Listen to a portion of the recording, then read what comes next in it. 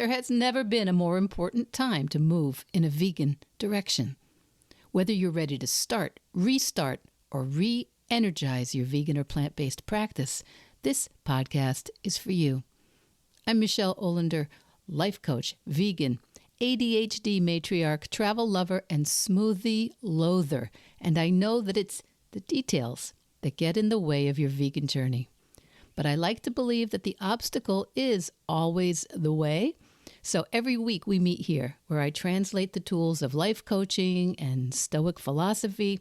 I bring you actionable tips, some laughs, interesting guests, and vegan ideas for everyone at any age.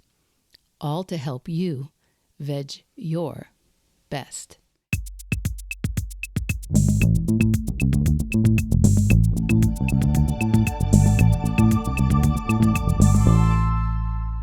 Happy New Year's Eve, my Veg Your Bestie. Happy New Year's to all of you listening to the podcast the day it drops, which is New Year's Eve 2024. I have another cracker of a guest for you this week to ring in the new year with possibility and positivity. Victoria Moran. Victoria Moran is a best-selling author, podcaster, veteran vegan, vegan educator. Victoria's team actually reached out to me, and I nearly fainted dead away. But Victoria wants to tell you, all my Veg Your Besties, about her newest book, number 14, Age Like a Yogi, A Heavenly Path to a Dazzling Third Act, which is coming out on January 14th, and it's already available for pre-order. And, you know, I've got a lot of books in recent years which have maybe only one or two ideas in it that are just stretched out to fill 200 or 300 pages. This book, I was lucky enough to get an advanced copy. It is full of information, resources in there, inspiration, a real practical guide to all the wisdom of yoga and the youth-preserving, the health-supporting secrets of Ayurveda, which is a little bit less well-known by most of us, which is yoga's sister science. I think you're going to love this really interesting interview with a fascinating woman, a really talented person in her own right, never mind the fact that she is such an example of vegan wisdom, compassion, and how vibrant we can be in that dazzling third act. Okay, listen to Victoria and I'll see you on the other side of the interview. Victoria Moran, welcome to Veg Your Best. Thank you so much. Thank you for having me. It is such a pleasure. It's such a delight. And I am very honored that you are going to be talking about your latest book. Which number is this? Is this 14, 15? Well, it's 14, but now that you've said 15, I guess I have to write another one. Oh, I've given you a very busy 2025 then. So you've got a new book coming out called Age Like a Yogi. That's it. We're going to age like a yogi, a heavenly path to a dazzling third act. Oh, wow. I'm glad you said the second half of the title. I can't wait to hear all about this from you. First of all, what does it mean to age like a yogi?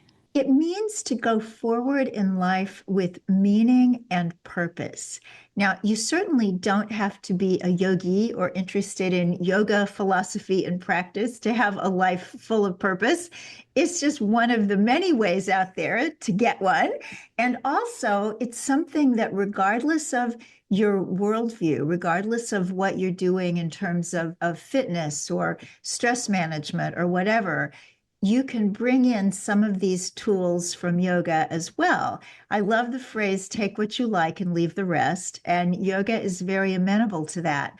One thing that aging like a yogi is not, although, I mean, it could be for some people, but it's not about doing all sorts of contortionist asanas.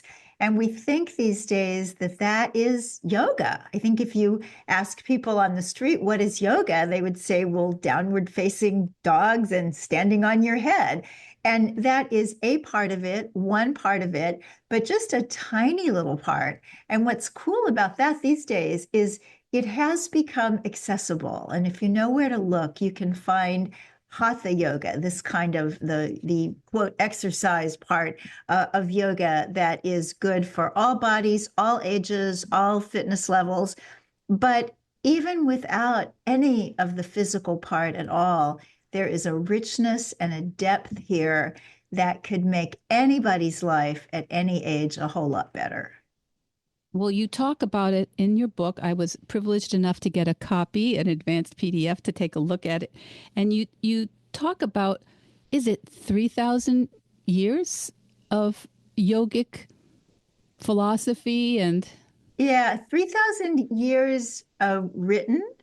And the idea is that it's probably a couple of thousand years older than that, that these teachings go back truly to the golden age of India.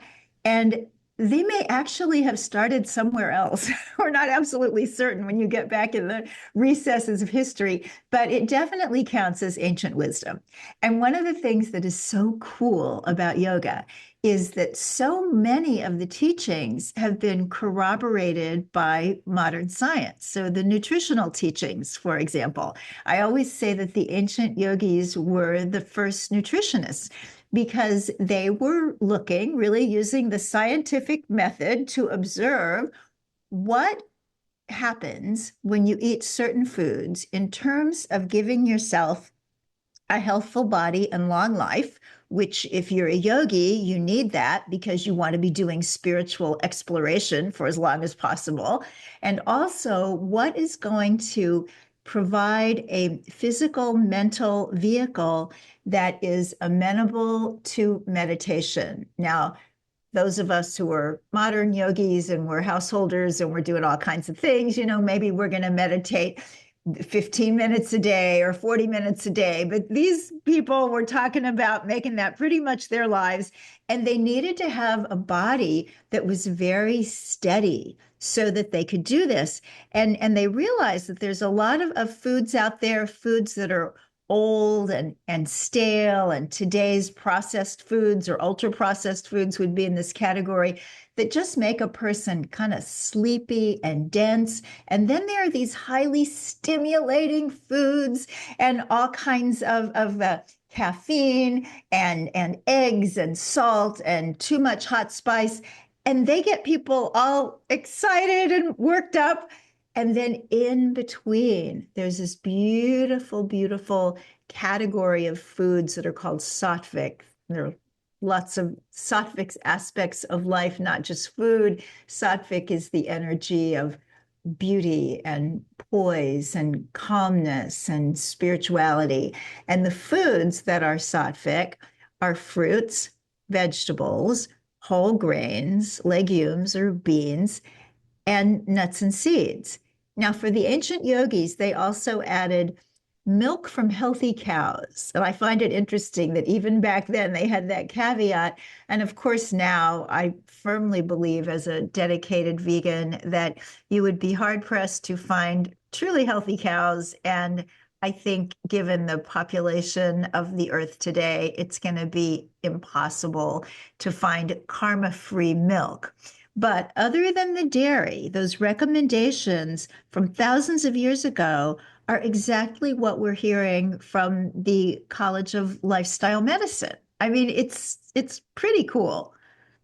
It is very cool, and the idea that you put a lot into your book about the history of veganism, and actually you say vegetarianism, and in yoga, and why you have a different point of view about the dairy products. I think a lot of my listeners know I would totally agree with you on that. I feel how would we give 8 billion people dairy from healthy cows? It would be even if we didn't bring too many ethics into it, just impossible, really. Yes, and I think there is an energy, a kind of trending in our country right now, and perhaps in the world at large, of wanting to hearken back to an earlier time. I think that the world looks so frightening and there are so many dangers out there that lots and lots of people want to go back to some sort of way of living that maybe our great grandparents might have lived, but we don't really know because we weren't here. It might not have been all that great. Maybe it was. But I think that because of this, a lot of people are thinking about, down on the farm, and let's get back to raising our own animals and milking our own cows and having raw dairy and all these kinds of things. And the idea is very understandable. I mean, the world is scary. Who wants to go out there in 2024 when there are not only threats around every corner, but you can't get customer service and talk to a human? I mean, it's an interesting time to be alive. However, what's so interesting about that is that certain things, as much as we would love to Norman Rockwell our lives, it just won't work. I was visiting lovely people who were dedicated to yoga, and they were telling me about how the Hare Krishna people have what they call ahimsa milk, and they raise the cows themselves, and the mother gets to nurse the baby as long as the baby wants to nurse. And when the mother can no longer give milk, she's kept there, and the male calves are all kept there, and they get to grow up too. And it all seems very idyllic until you start to do the math and realize how impossible that would be in any sort of economic reality for right now. But I was polite to this woman. I don't know everything. There may be a way to do something that I don't understand. But the next morning, I wanted a lemon for my hot lemon water, which is actually one of the suggestions in Age Like a Yogi. And when I opened the refrigerator, expecting that I was going to see all this ahimsa milk, I saw Trader Joe's milk and Chobani yogurt.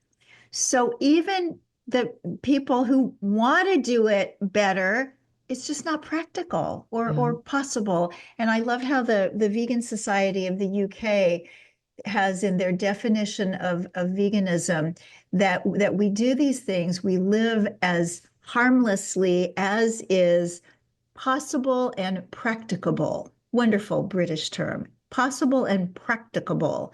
And I think that's all we can ask of ourselves.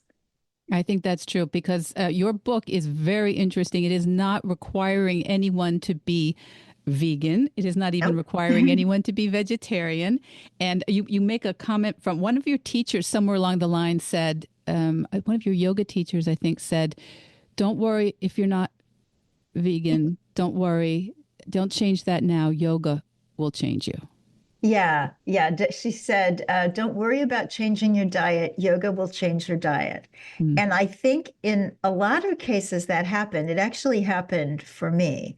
I had wanted to be vegetarian at that time. I hadn't even heard of vegan for a long time. I tried when I was 13 and got really hungry after a couple of months because I didn't know what I was doing. But ultimately, it was yoga. I found 3 yoga books in the Kansas City, Missouri Public Library when I was 17. And they all said, if you want to be serious about yoga, you have to stop eating animals. So for me, it's a very intrinsic part of yoga philosophy and practice. Ahimsa, which is non-killing, non-violence, is the first moral precept. And something that a lot of people don't know who show up for yoga at the gym or the Y or wherever is that traditionally, until someone was believed to have mastered the moral teachings, they were not allowed to do hatha yoga at all. And so this first teaching is harmlessness and reverence for life. And that means certainly in our human relationships, but also in our relationships with everybody else. And the next one is honesty. So we want to be really honest about food and what we're eating. And people will say, well, I tried that and I didn't feel good. Okay, can't argue with that if you didn't feel good, but did you really not feel good? Or was it because your boyfriend or somebody in your family was giving you a really hard time? It's just like we just have to be honest. And then non-stealing is one of the precepts. And we steal their eggs, we steal the milk that's meant for the baby calves, and then we take their lives. So the whole like yoga way of being in the world is so compatible with a lifestyle that is at least moving toward veganism.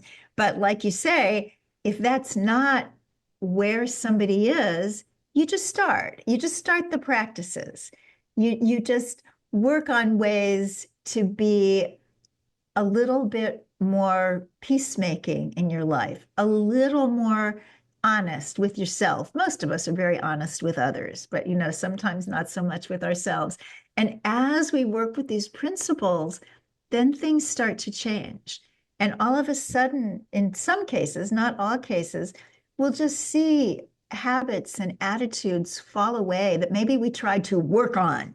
I'm working on that. And we're coming up on a new year and people will have resolutions, I'm going to work on that. But very often these things we work on, we fail at. But sometimes if we just kind of accept ourselves and the way things are for now, and then just let those energies flow through us, that just might change things. And that's really what yoga is all about. It's such great advice for almost anything, I think, especially as we're older, we're less likely to feel comfortable with being new, being a beginner. I think many of us think, well, I'm no good at that. I already know I'm not good at that. I already know. And maybe we don't know everything about ourselves. And you talk about some of the ideas you have in Age Like a Yogi is that some of these changes that we can make, that we can lean into, that we can try, they remind our spirit and ourselves that we're worth taking care of, that we're still worth it. It's so important because in yoga, our essence is internal. Our essence is light, spirit, love, truth, peace, the great beneficence, even a little piece of God, if you're okay with the G word. And it is this internal essence that doesn't change, doesn't age, and that connects us with all living beings, which is another way for making going more vegetarian or more vegan a lot easier when you feel that you really are connected to the beings that are in the food system and otherwise. So, yeah. It's just beautiful because these exercises are physical and they are metaphysical. Everything about yoga is physical and metaphysical. And I kind of feel that everything about life is physical and metaphysical. I mean, even Western exercise. So you're doing your cardio, and that's all great for your lungs and your heart. But it's also giving you this idea of staying with something, of endurance, of building character, of I said I'm going to stay on the treadmill for 40 minutes, and by golly, I'm going to stay on it 40 minutes. So there's a metaphysical underpinning there. Lifting weights, it's to build our bones and build our muscles, but it's also a way to get ourselves grounded and to come to see that we really do deserve the air we breathe and the space we take. It gives us a kind of courage when we've got a little more substance to the body. And then finally, flexibility, where yoga absolutely reigns, although yoga is very good for strength building as well, depending on the kind you do. But with flexibility, we know that it prevents injury and it makes us more effective in our functional movement in whatever we're going to do in a sport. but also we have to be flexible for life. It's almost like we have to dance with life, like it's a partner that sometimes will throw us a move we weren't expecting. And the more flexible we get to be physically, the more flexible we can be with what life throws at us. So, I mean, I am a very what would I say? A very I'm not a constant yoga practitioner. I have done yoga. I personally don't have a current teacher that I feel great about, and I do feel for me I really need a good teacher. But there are good virtual teachers. There are good options, and it's something that I have noticed that I've dropped the ball on since reading your book, because I do think there are people who have maybe are hearing you talk today and have never really done yoga, or have done it even less than I have, maybe after school or at a community group or something like that.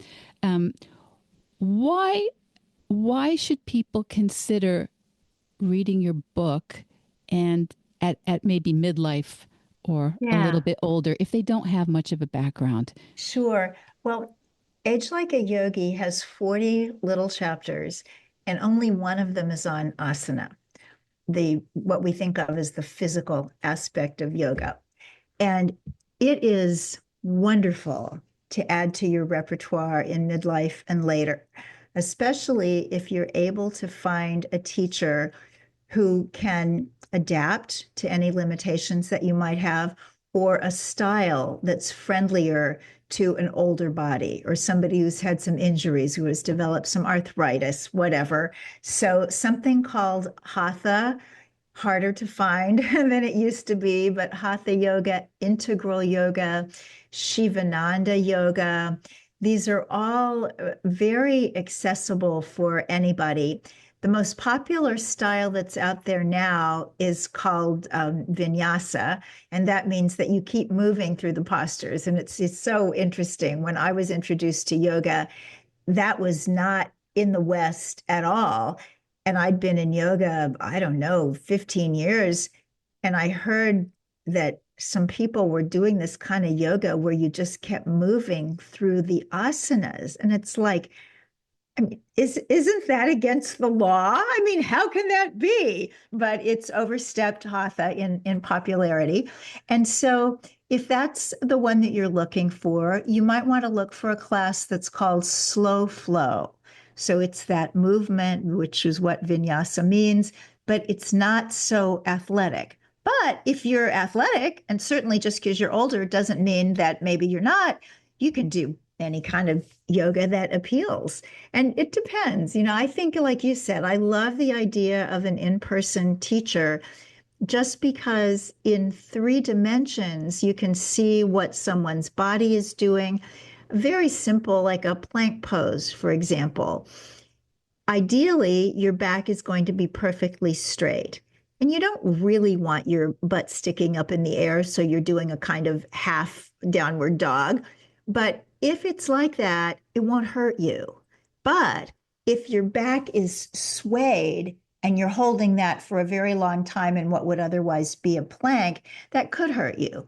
An in-person teacher will see that, where somebody online doesn't. So if you're doing it online, be extra careful. And a yogic tenet that works for everything in life, and certainly for yoga postures or other sorts of athletic endeavors, is stop just before you think you could go further. And we have this American thing about, I'm going to be the best. I'm going to do this. I'm going to beat what I did yesterday. And I'm certainly going to beat that person over there on the next mat. That's completely anti-yoga. What we want to do is know, I could bend another inch. I could go forward another couple of centimeters, but I'm not going to. I'm going to build some humility and protect my body by taking some of the more philosophical elements of yoga and applying them on the mat as well. Yeah, I think there's a lot of competitive yoga out there in the world, because that's who we are. That's what yoga is. It takes whoever we are, right? We bring our real selves, our real issues to the mat. And it's so funny. Oh my goodness. When I saw they were having these yoga competitions, like Olympics of yoga, at first I was horrified. And then I just laughed. And then I watched it the way I'd watch gymnastics or something, because it's interesting to watch people do things with their bodies that not only I never will, but that I never did. but but the real essence is to come to know who we are. And everything that we can bring into our lives to help us know the truth is yoga. There's a kind of yoga called jhana, which is the yoga specifically of self-knowledge. And one of the meditations that jnana yogis do is it's called neti neti, not that, not that. And they'll say, well, who am I? I'm Victoria Moran. Not that, not that. That's not a lie. It's just not permanent. So who am I? Well, you're a writer. Well, yeah, I have been, but who knows? I could have a stroke and never write another word. I don't know. So neti neti. I'm not that. I'm not that. I'm not that until you come to know that you really are that internal light. And that, according to the yogis, is enlightenment. I read some of that in your book about that exact thing, and it I found it very moving, very almost tear inducing. That idea of like to keep peeling back, what am I? What am I? What am I? And maybe you're just the person asking that question And somewhere. how it helps with aging is that who I really am is not aging. And yoga also has this wonderful teaching about bodies that, yes, we have this physical body and we can do all sorts of wonderful things with yoga and yoga's sister science, Ayurveda, that I talk about a lot in the book for the care of the physical body and really acing things as we get older.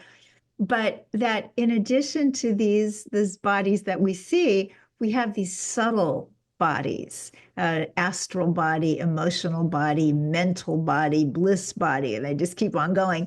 The idea being that we are multi-layered, utterly fascinating, unique, and amazing beings. So the idea that we spend a little extra time taking care of ourselves, that we would take up a practice like yoga at an age when people are saying, oh, why are you starting something new? Yeah, we need to be starting something new or picking up something old. And it's very, very yogic to follow your own light. And maybe you say, well, yoga, I don't know, but I do Pilates and I really love that. And then spiritually, I belong to a church, I sing in the choir. Am I supposed to be doing this stuff too? Not unless some of it appeals to you and you want to add it on. If you are taking great care of yourself and finding out who you are, then you're a yogi, whether you would ever call yourself that or not. Mm. And that harkens back to what you said at the beginning, that there are things you can take if they resonate with you, take them, and if they don't, leave them or let them just stew maybe in the back of your mind for a little while. You talk about so much, and so I was bringing the idea of, yes, many of us have either done yoga, hatha yoga, um, or maybe even do it a lot, but we may not be doing these other compatible traditional ideas in terms of thinking about ourselves, meditations, Ayurveda. You talk extensively in your book about Ayurveda and about the doshas, which are, I expect everybody to read the section of the book because it's far too complicated for us to talk about in general. But you say that in later life, there is one of the doshas that becomes more pronounced. Is Yeah, that what it's you more would say? prevalent. Yeah. Ayurveda is yoga's sister science. And what is so interesting is Ayurveda is about the body and about health. And in this country, of course, we think, well, yoga is about the body and about health. Like, no, yoga is really about the spirit and about reaching enlightenment. And Ayurveda is to help with the body going along. And we didn't hear about Ayurveda as early as we heard about yoga, because when India was a British colony, good colonizers learned that you don't do anything that takes from people's spirituality or people's religious practices. And they felt that yoga was in that category. So they left yoga alone. Ayurveda was more cultural. So they outlawed Ayurveda and said that Western medicine was the way to go. So it's only been since 1947 that Ayurveda has been coming back in India, and it's come back in a huge way. There are thousands of Ayurvedic hospitals and millions of Ayurvedic doctors in India, and Ayurveda is recognized by the World Health Organization as a viable health care system.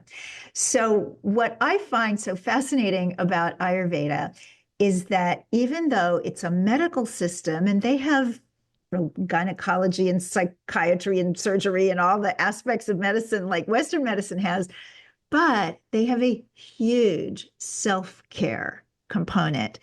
And if you do the self-care well enough, maybe you won't even need any of that other stuff later. So the essence of Ayurveda, which means the science of life, is that as physical beings, we are part of nature. Nature has rhythms. So the day has a rhythm, the year has a rhythm with the seasons, and our life cycle has a rhythm. And as you said, there are 3 doshas, and you can take a dosha quiz. There's a nice one on a site called banyanbotanicals.com. It's actually an Ayurvedic store, but you don't have to buy anything to take the dosha quiz. And you find out which of these energies is predominant in you and which is secondary.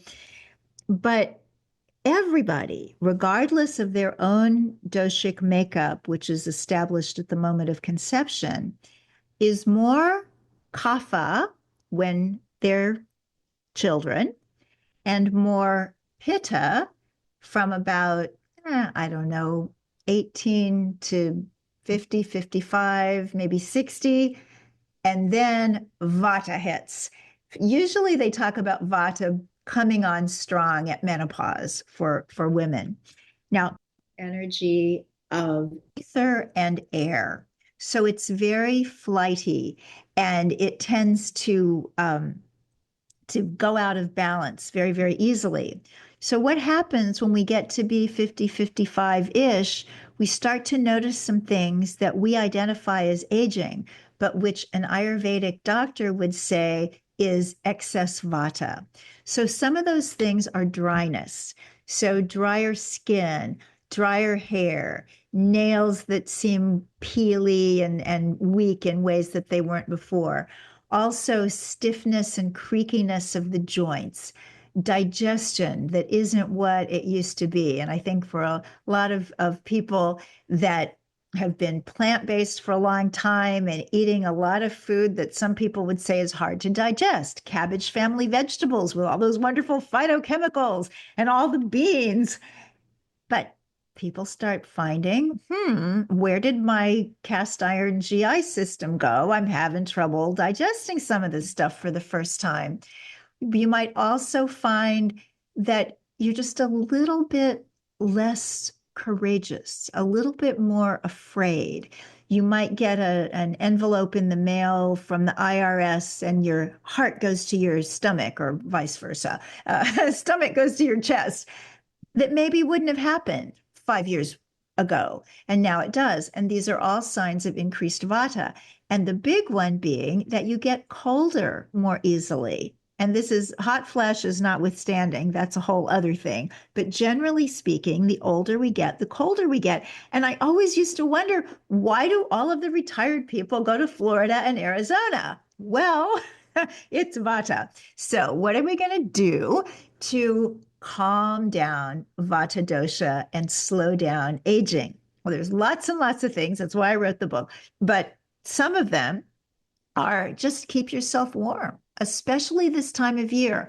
You always want to have your ears covered when you go out. Vata doesn't like moving air. So if somebody's got a ceiling fan, don't stand under it. Go somewhere off in a corner where that's not going to be affecting you.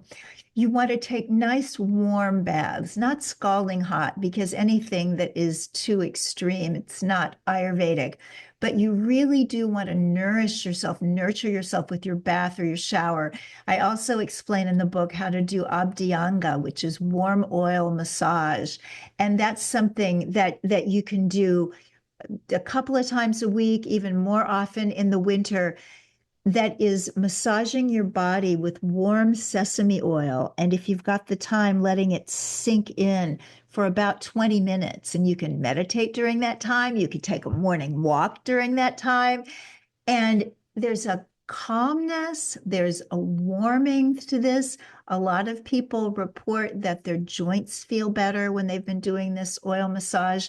And then finally, the last little tip I'll give about Vata, there are plenty more in the book, is to have a daily routine.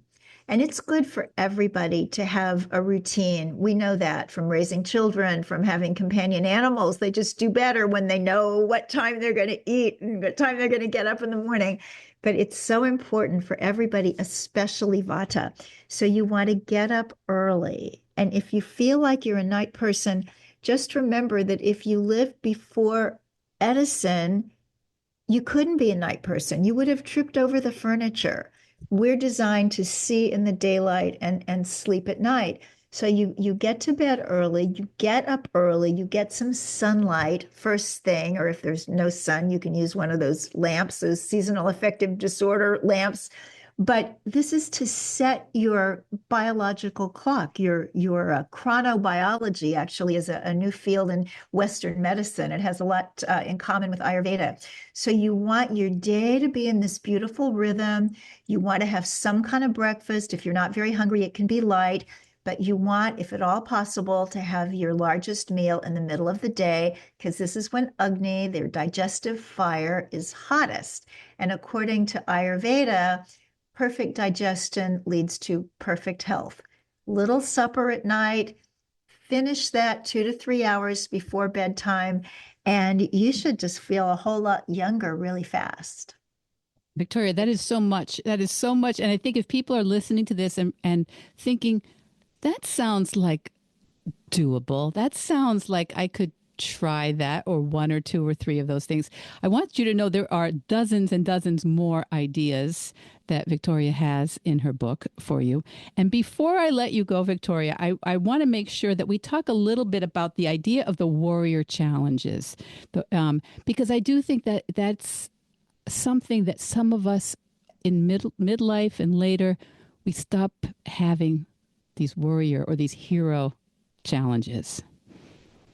Yes. And the last section of the book are warrior challenges, because I think it's important, especially if you're inspired. I've so often read a book or watched a documentary and it's like, yeah, got this.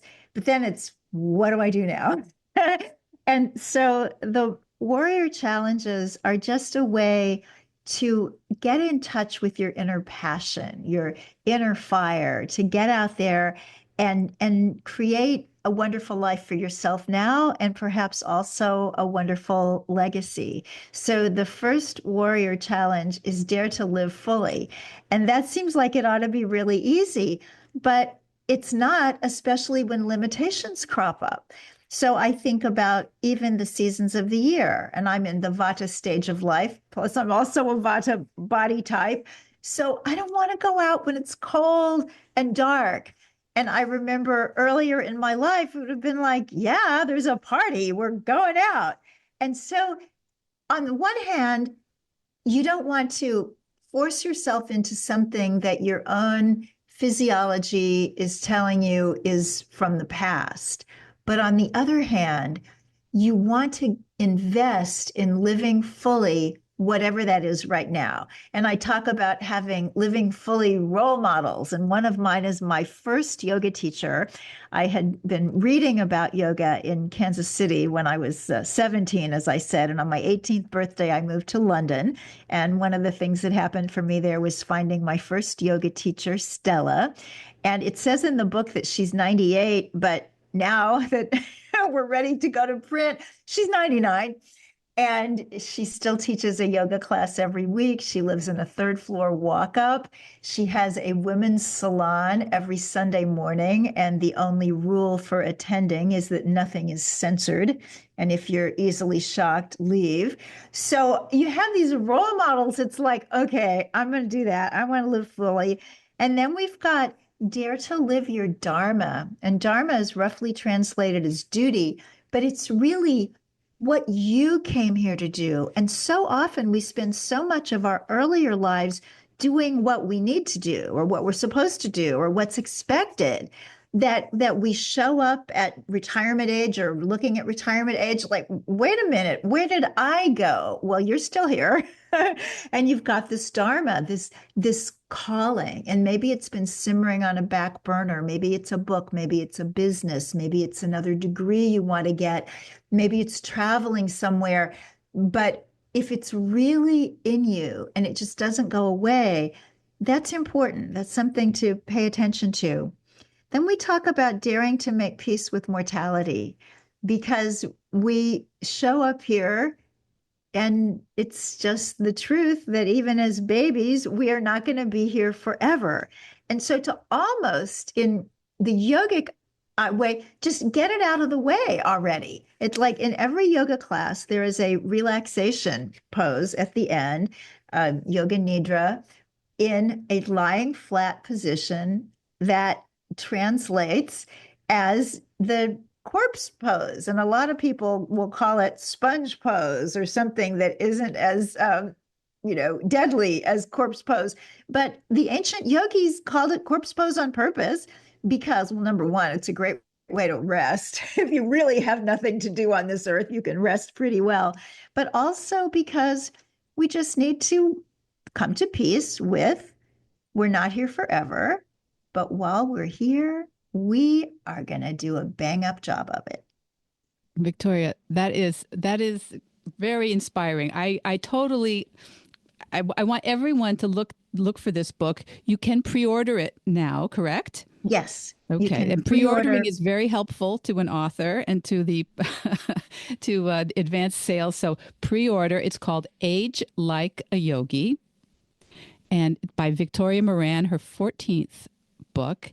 And we can also find Victoria Moran. You have a podcast, Main Street Vegan. You also have a certification program for vegan coaches. You have a lot going on. You certainly have your dharma cut out for you. Well, now I added to it as one more book since you had said 15. So I made a mistake.